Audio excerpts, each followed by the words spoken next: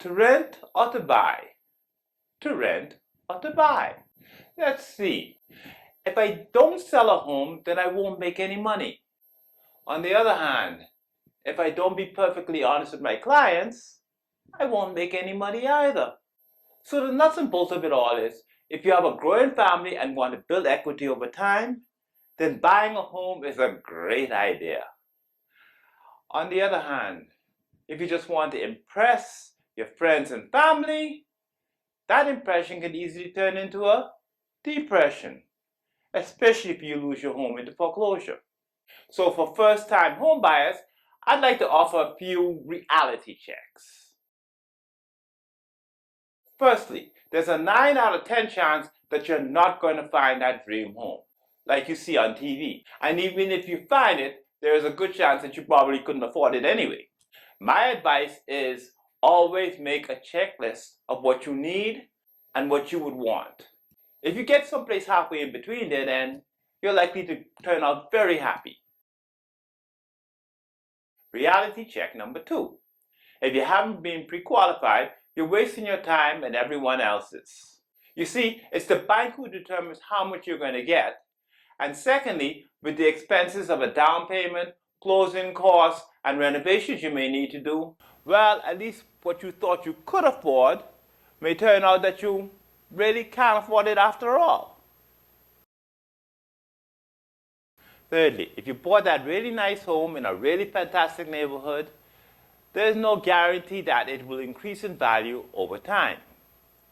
You see, markets like neighborhoods go through constant change. And if you do things like over-improving your house in comparison to other homes in the neighborhood, that can work against you. Fourthly, you should also consider that let's say you borrow $300,000 from the bank.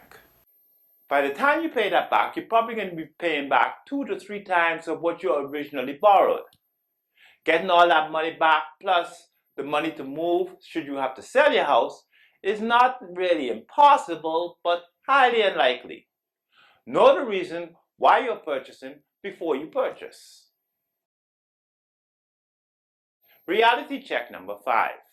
When you purchase a home, the bills are only beginning to come up. Let's face it, on top of your home, there's going to be the utilities, the taxes, the homeowners association fees, and all of those Irish amenities like that energy efficient appliances, and of course constant maintenance. And those are only the common thing. A good advice, like I constantly say, is to put at least 3 to 5% of your home's value aside every year just to pay for all those expenses. It won't cover the loan, but at least you got those things out of the way. Do your maths before you purchase.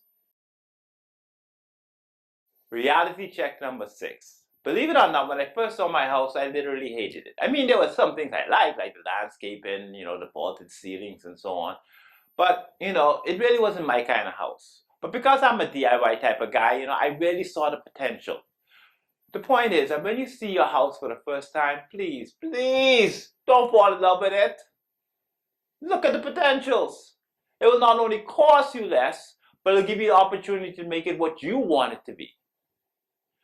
Just like my wife, I can honestly say that, true love is something that actually grows over time. And it is really worth building together. Reality check number 7. Patience is a virtue.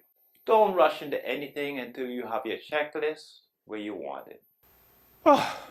Now, I said all of this just to tell you that before you purchase a home, you need to know ahead why, what, when, where, and how you're going to purchase a home before you purchase it.